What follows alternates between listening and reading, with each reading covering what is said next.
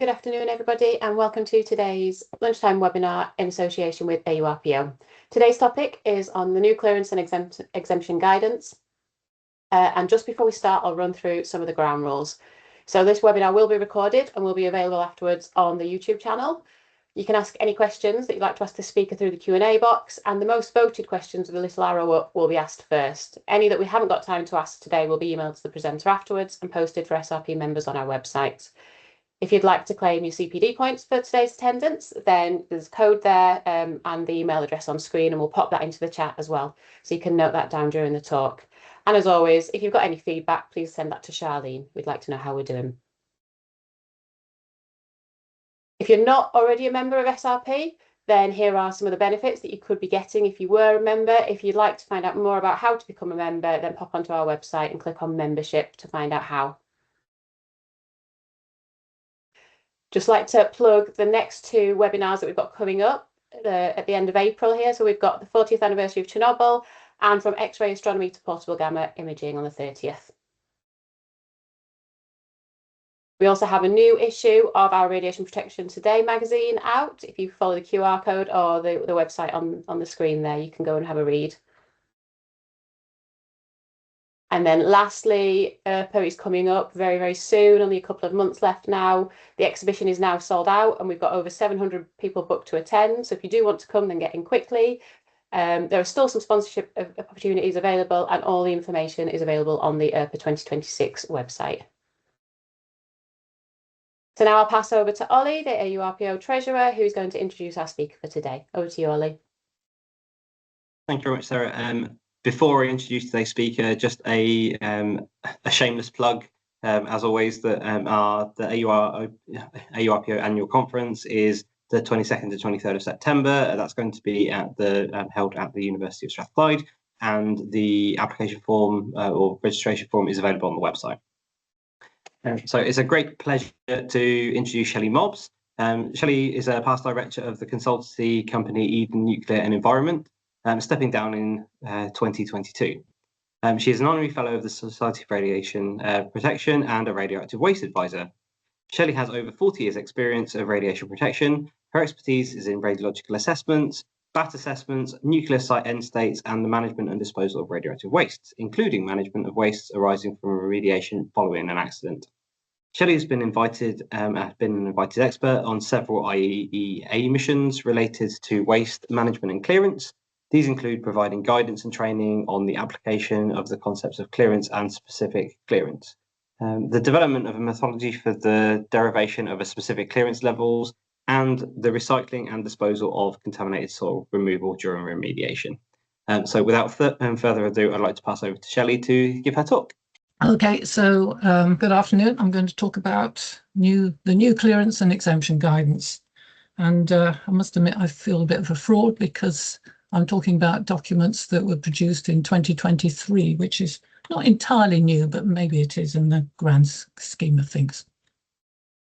So I'm going to start with talking a little bit about the context and introduce these IAEA documents on clearance and exemption. And one of the concepts that the IAEA have produced additional guidance on is specific clearance. So I shall go into that in a bit more detail. And then a little bit about the UK approach to clearance and specific clearance and a few conclusions. So you have to bear with me because I will be using IAEA terminology for clearance and exemption, which is not exactly the same as in the UK. And I'll come on to that and explain that a bit later.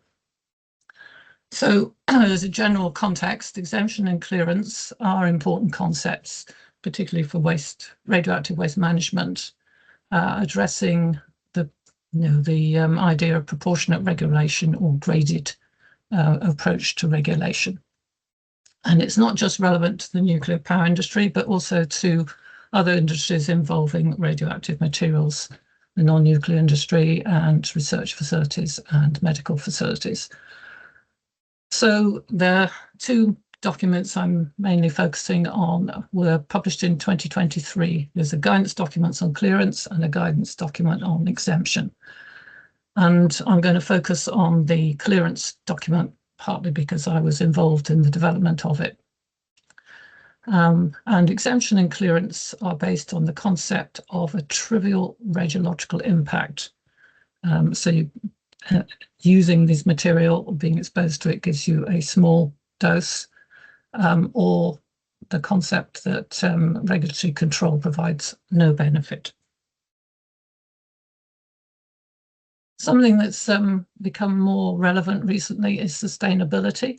So this is obviously very important for radioactive waste management. We don't want to be disposing of stuff that we can actually reuse or recycle. So in November 2023, I think it was the first IAEA conference where they actually addressed sustainability sort of upfront. So this was conference on the safety of radioactive waste management, decommissioning, etc.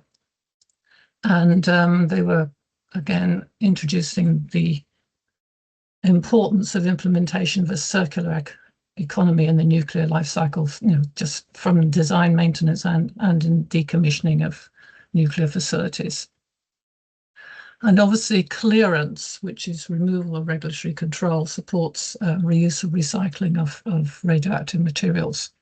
And this is particularly relevant during decommissioning, which generates significant volumes of radioactive waste. Some of that will have very low levels of contamination or activity, which could be out of scope waste or very low level waste or low level waste, as defined in the UK. And in the UK, we're also thinking about proportionate regulation and sustainability. So the Energy Bill in 2023 was talking about sustainable decommissioning for nuclear power stations. The UK policy in 2024 talks about recycling, saving resources, reducing the amount of waste. Again, optimization and sustainability. And then the UK Nuclear Regulatory Review in 2025 says we need some proportionate regulation, and we need to reform the regulation of nuclear power. And these recommendations have been accepted by governments. We wait and see what happens.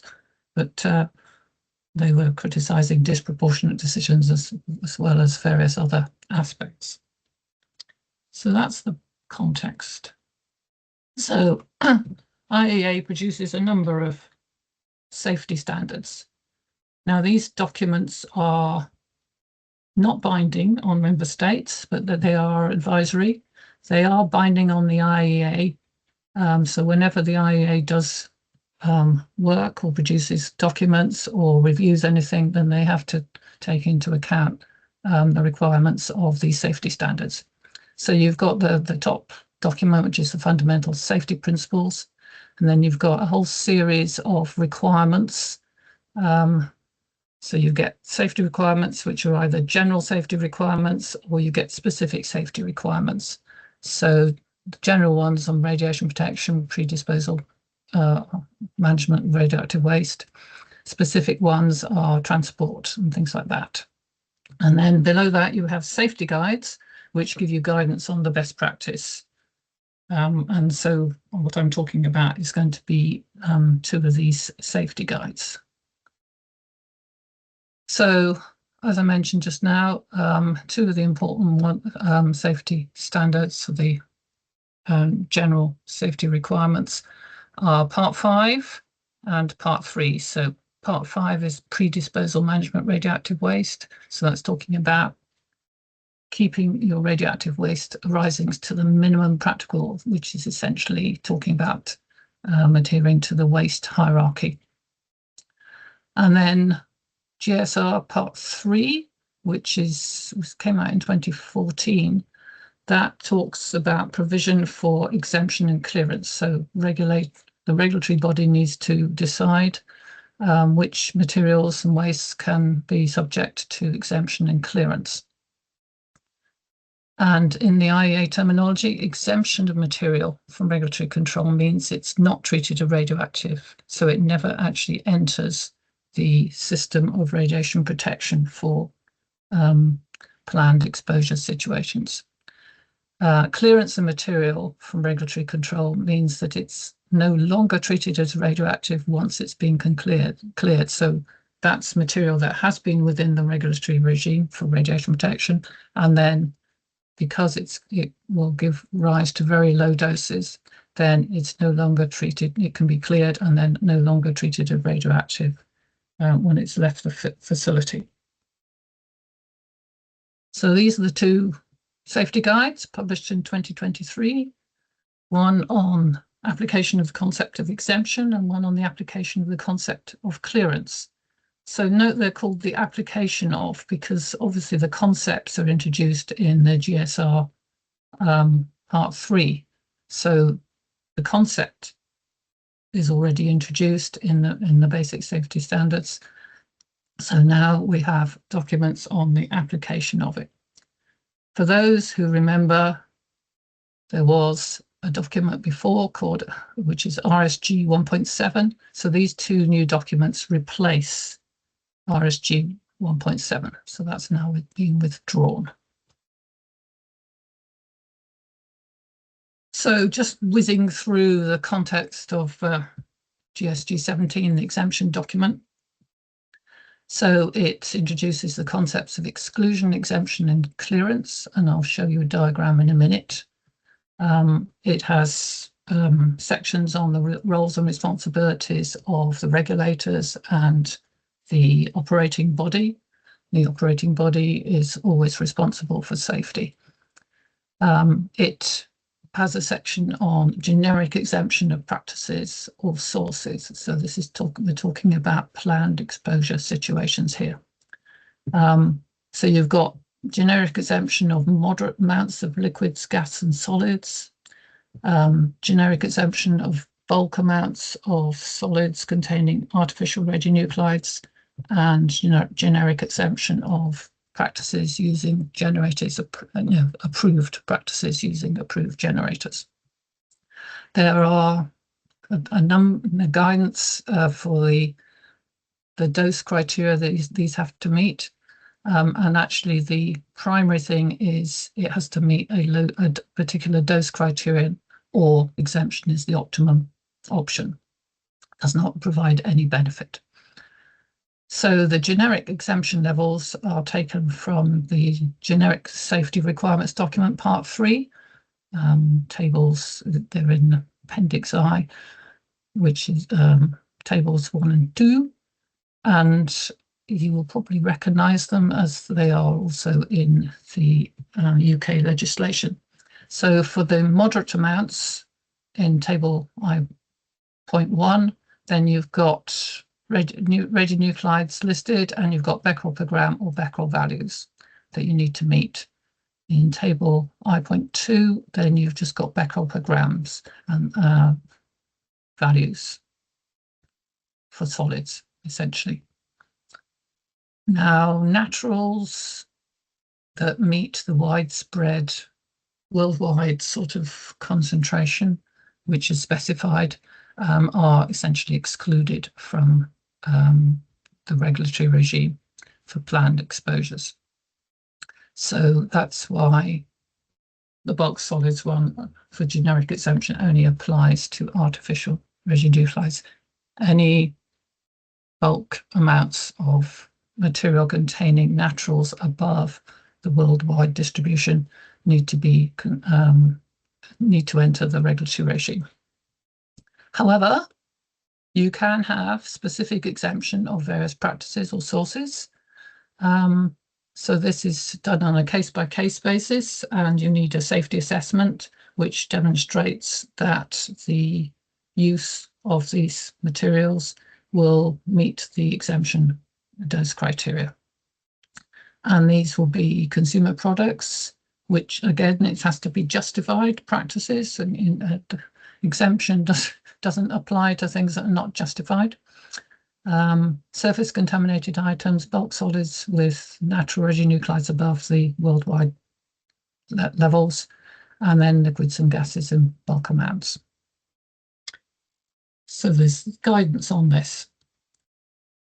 There's a little section on surface contaminated items. So that basically says that meeting the general exemption levels doesn't guarantee that the exemption dose criteria are met for surface contaminated items. So you need to do a specific assessment.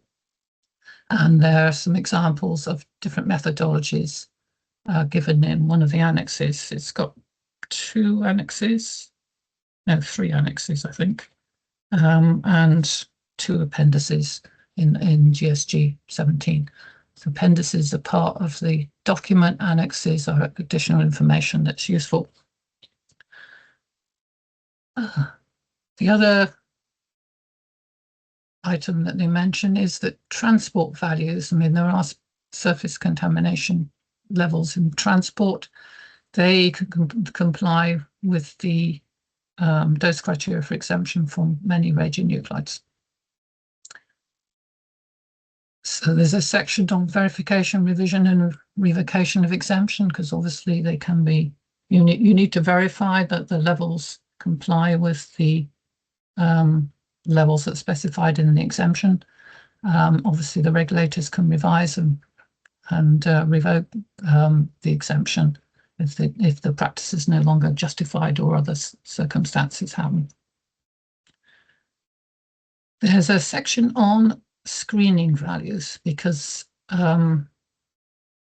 exemption doesn't apply in an existing exposure situation. So that's where you've got post-accident situations or construction materials or various trade.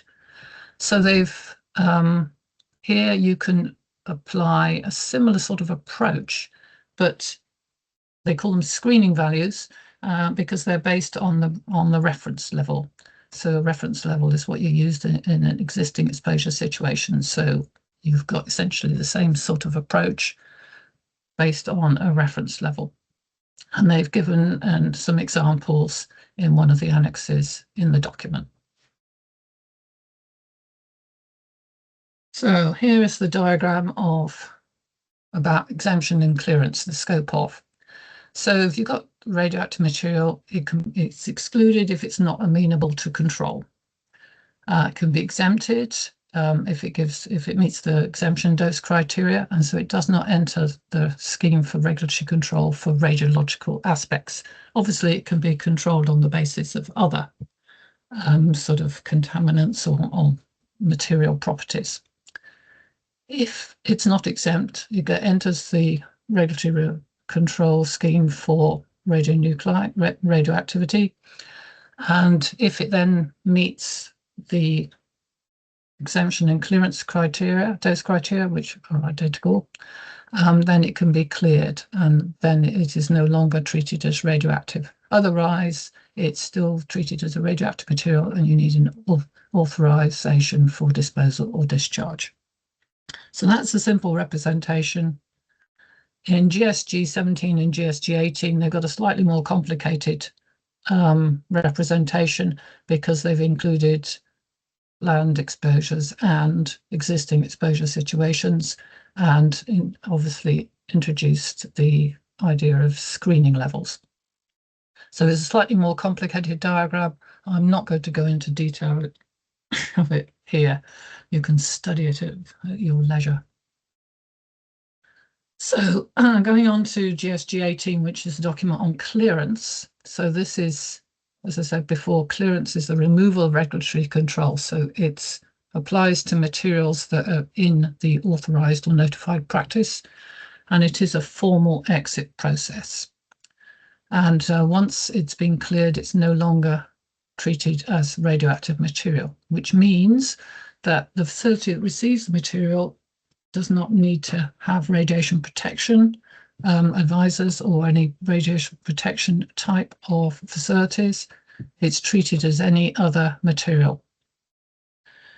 And clearance is obviously very useful for contaminated material with residual amounts of radionuclides, especially coming from operations, decommissioning and remediation. And because the material is no longer treated as radioactive, then it can go on to various other facilities, treated as any other material, and hence can be recycled and reused or disposed of, depending on what it is. So GSG 18 provides various guidance on the clearance process. goes through the regulatory aspects, the dose criteria, management and organisation of the clearance process, and addresses some practical aspects. Two other sections which are of interest. They've got clearance of solids, particularly surface contaminated materials, and some information on averaging masses, dealing with uncertainties, sort of practical things that you have to think about when you're doing clearance. It's got sections on clearance of liquids and gases, and it's got a large section on specific clearance, which I will come on to. And then the final sections on the importance of stakeholder engagement and public understanding, because after all, you are taking materials that were within the regulatory regime for radioactive materials for radiation protection and removing them from it. And that's something that you have to discuss and explain to the people receiving the material and to the general public. So the clearance dose criteria for artificial radionuclides are basically the dose criterion of 10 microsieverts or less in a year. So the actual criterion is of the order of 10 microsieverts. But when they do the actual calculations of the general clearance levels, then they use 10 microsieverts. So this is for reasonably foreseeable scenarios. For low probability scenarios, then it's 1 millisieverts in a year. So the idea is that it's inherently a safe process material, so it's not going to give rise to large doses in low probability events. There is also a dose criterion for dose to skin that has to be complied with. So the general clearance levels are specified in the IAEA GSR Part 3 table, and these are essentially general clearance levels for any materials for any future use or disposal of the materials. And in fact, they're in the UK legislation as out of scope levels, apart from COM14 and cesium 137, but that's another story. GSG 18 does not change the general clearance levels. These were established in 2004 and given in IAEA RSG 1.7, which is now withdrawn, using the methodology in IAEA Safety Report 44. So GSR Part 3 was produced in 2014 and incorporates the numbers that were in RSG 1.7. So this guidance document, GSG 18, is just giving you guidance on the application of them. It doesn't revise the numbers at all, which is a relief, as they say. So for mixtures of artificial radionuclides, you have to do the sum of fractions rule. So if you've got the concentration of a nuclide, you look at the ratio of it to the clearance level, sum up the ratios, and if the total sum is less than 1, then that material can be cleared. For radionuclides of natural origin, then it's a slightly different story. So these are based on worldwide distribution of natural radionuclides, and essentially are 1 becquerel per gram for the uranium and thorium series, which applies to each radionuclide in the series, so you don't do the sum of fractions for the naturals, and 10 becquerels per gram for cobalt, for potassium 40. So it also says if the regulator thinks that you need to use different numbers, then they can. But most importantly, this 1 becquerel per gram and 10 becquerels per gram do not apply if you're going to recycle the material into construction materials, or where disposal of this material would affect drinking water or the drinking water pathway. So you've still got the 1 millisievert dose criterion to apply. And GSR Part 3 does actually refer to the European Commission calculations for clearance levels for naturally occurring radionuclides, RP122 Part 2. as examples of methodology that includes disposal affecting drinking water. So it is essentially saying those numbers are valid. So GSG 18 has a, sort of talks about the clearance process, a quick overview. It defines these roles and responsibilities of the operator and the regulatory body. You need to establish procedure for verifying compliance with the clearance criteria once they've been set, an appropriate quality management system, and very importantly, involve the interested parties. In other words, the people who are going to receive the material and anybody who's going to be involved, like the transport organizations and other regulators as well. So going through the chapters, it's got a nice section on the regulatory framework describing these roles and responsibilities and the different clearance options that you've got. So you've got general clearance and specific clearance, which I'm going to talk about a bit more in a minute. Talks about characterization, because obviously you need to determine whether the material is a candidate for clearance or not. So you're looking at radionuclides that are present, the radionuclide fingerprint, the level of activity that's in the material. And it's very important to follow a logical and systematic approach, because this is going to have to be audited, but and approved by the regulator. So you need to look at the history. Where's the material come from? What's happened to it? What's the likelihood of contamination activation? Results of previous surveys, sampling. Do the results of your measurements agree with what you're expecting? Because if they don't, then you don't understand the material. So you need to go back to square one and think a bit harder. It talks a bit about management of the clearance process and practical aspects. So you need to have clearly assigned areas for different stages in the process. Make sure that material that's failed the clearance criterion doesn't get mixed in with stuff that has passed it and gets sent out as cleared material by mistake. You need to think about batches of similar types of material.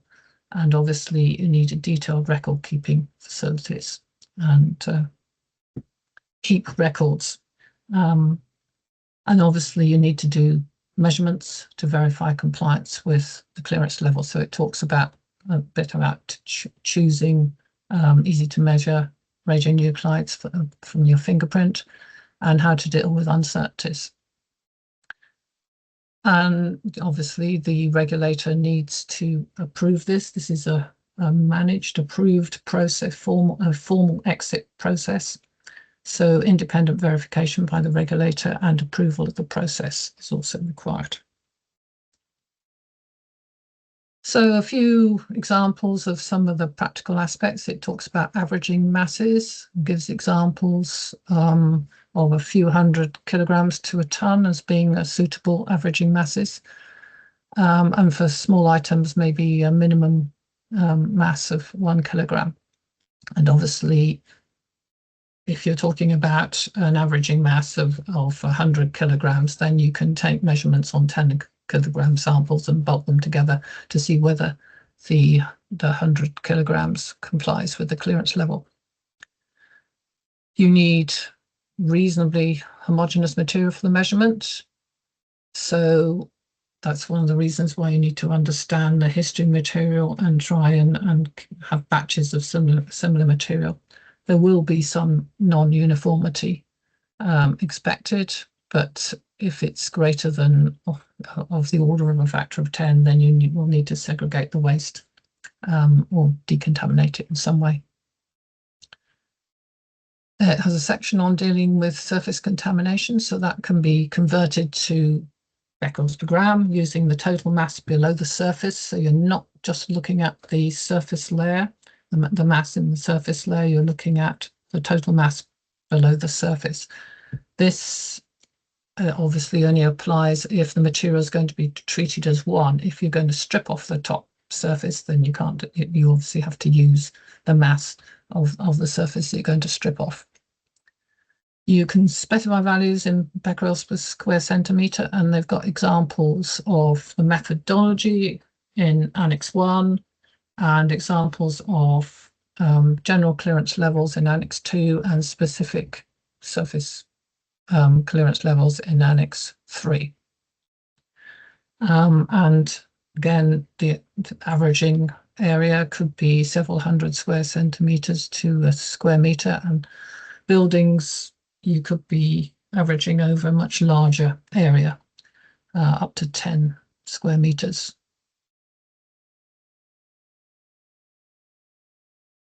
Liquids, clearance of liquids.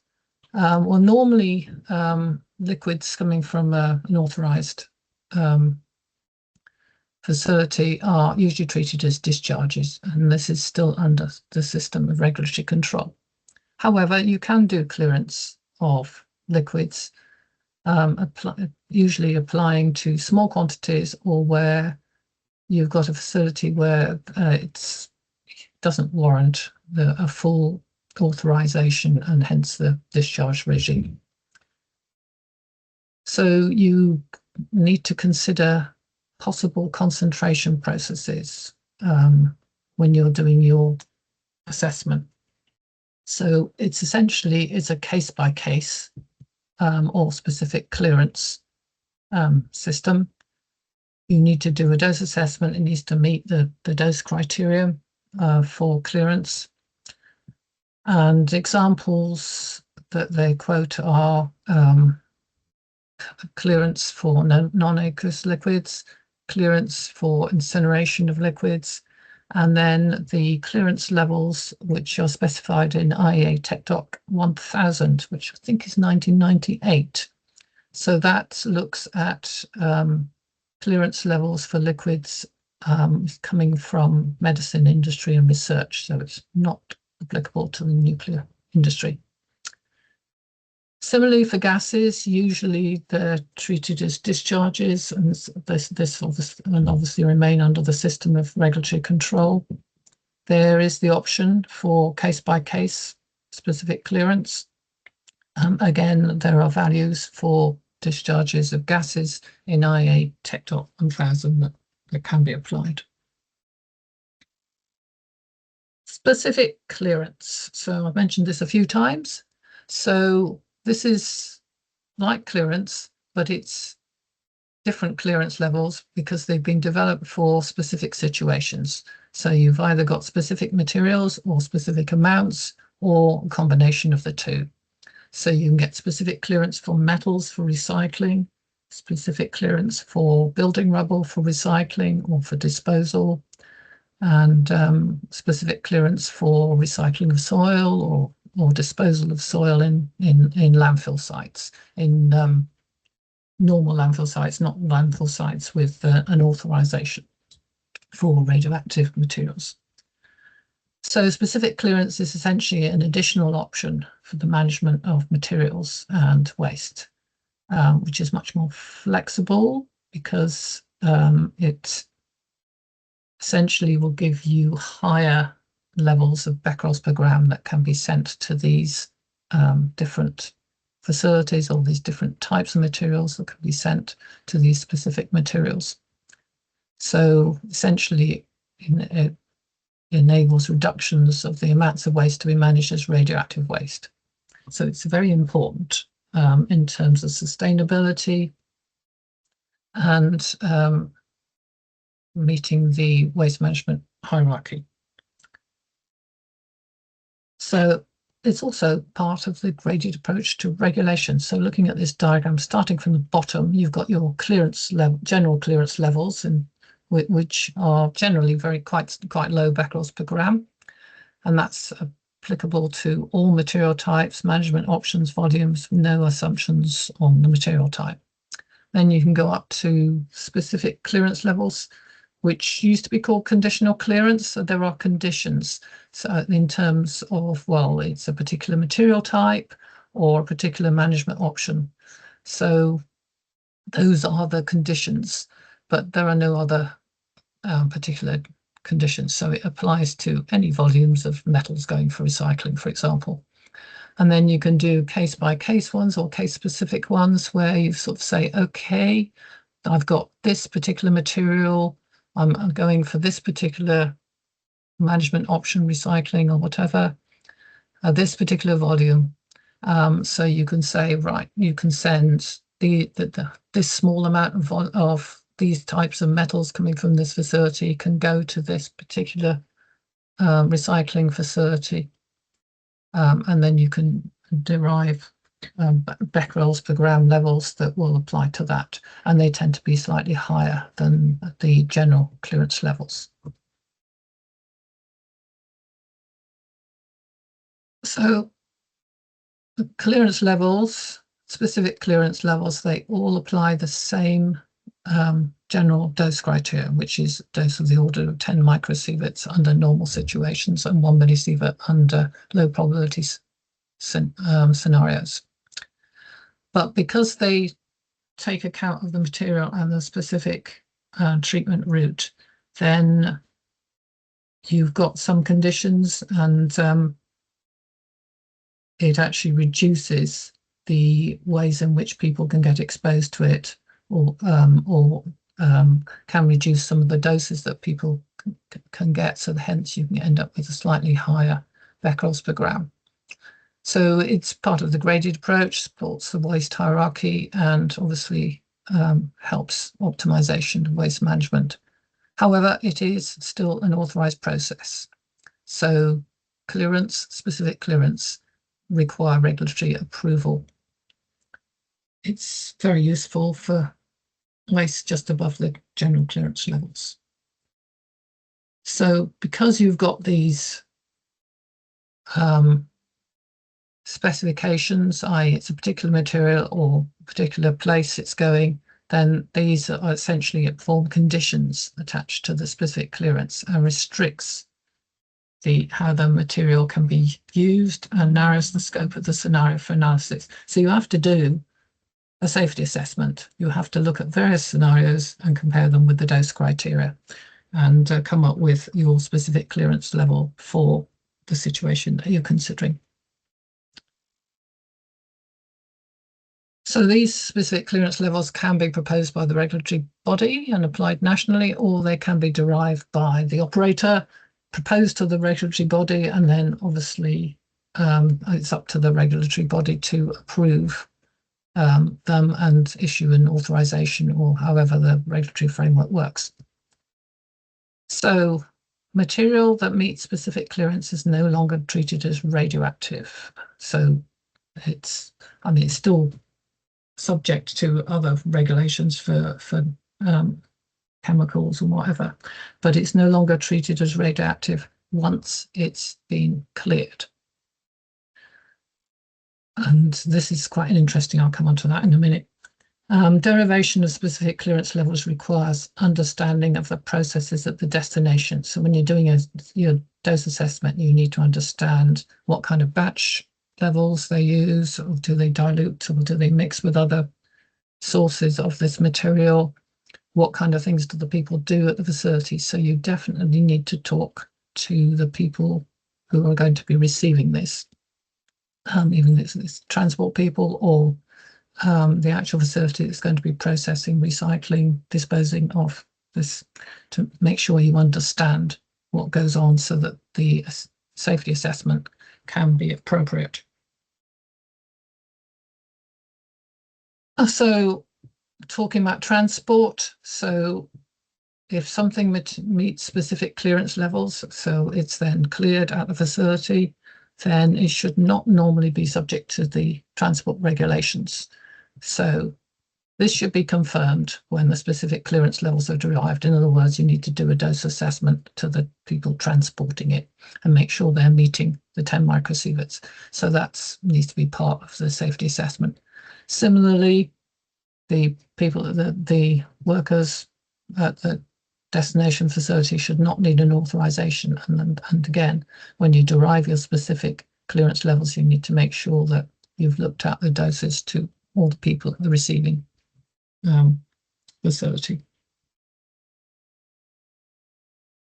So specific clearance is slightly more complicated than generic clearance because it's a sort of two-stage process. You've got the normal sort of clearance process. The material is confirmed to meet the specific clearance levels. You know where it's going, and there's a formal agreement for the transfer and treatment of the material. So it's going off to a disposal or recycling facility. So that's that. But you also need stage 2 confirmation that the conditions have been met, because if it's specifically cleared metal to be recycled, you don't want it diverted and reused en route, and you need to make sure that radiation risks are minimized. So how do you do this confirmation? Well, the practicalities need to be agreed with the regulatory body, and one option is actually overseeing the transport to the specified destination. Does the operator who's sending it, the originating organization, essentially go with it to the specified destination? Or maybe you have a regulatory review of receipts that are sent back to the originating organization from the receiving facility to say, yes, I have definitely got this. It has arrived here. The conditions have been met. This is something that needs to be sorted out with a regulatory body. So, specific clearance, you need to do some safety assessments. So you need a methodology, and the IAEA is producing a methodology. At the moment, it's a draft safety report. I saw the latest draft in 2024, and it's still being finalized. So this is talking about specific clearance levels for recycling, incineration, or disposal, and it looks at concrete, steel, soil, combustibles, various metals, and the use of the secondary products from the recycling, such as ashes and dusts and slags. So it looks at a series of exposure scenarios for treatment and recycling and exposure scenarios for disposal, and calculates example-specific clearance levels based on the clearance dose criteria.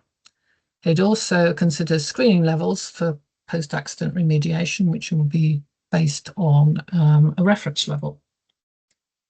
So here are some pictures of some of the scenarios. So if for concrete, you've got transport, crushing of it, exposure to a stockpile, then you've got going to construction of a building or going to some civil engineering structure, a road or something like that. So, metals, you've got metals going off to metal melting plant, and then you've got the metal that goes into consumer products, and then you've got slag and dust, which can end up being disposed of, or the slag can end up in a civil engineering structure or in buildings. Similar types of set of scenarios. And disposal is obviously a little bit more complicated because you've got the operational phase, the post-closure phase, and the long-term post-closure phase. So you're looking at migration through the water and people intruding into the landfill in the post-closure phase. So the methodology will be available as a report and as a software tool. Last week they said it was going to be, they're still finalizing it in 2026. So whether it will be out in 2026 or not, I'm not entirely sure, but there we go. It's on its way. So the UK, so basically the UK policy reflects international standards, which is why the IAEA guidance is actually relevant. And obviously radioactive wastes come under environmental regulation, which is a devolved issue with different sets of regulations in England, Wales, Scotland, and Northern Ireland. So we do have powers for exemption and clearance in the UK. So you've got radioactive this is essentially the for England and Wales, but Radioactive Substances Act. Then we ended up with various exemption orders, slightly different terminology used in the UK. Then we've got the substances of low activity exemption order. So that's 0.4 becks per gram for solids. And then in 2010, we had this major revision, bring us into line with the European values using EC RP122 values and introduction of exemption for relevant liquids.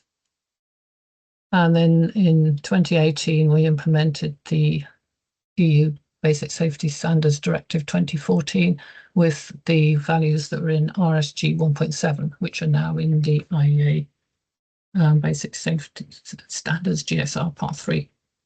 So we do have powers for exemption and clearance.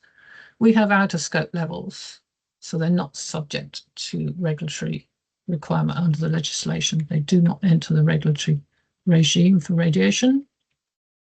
And there's a whole list.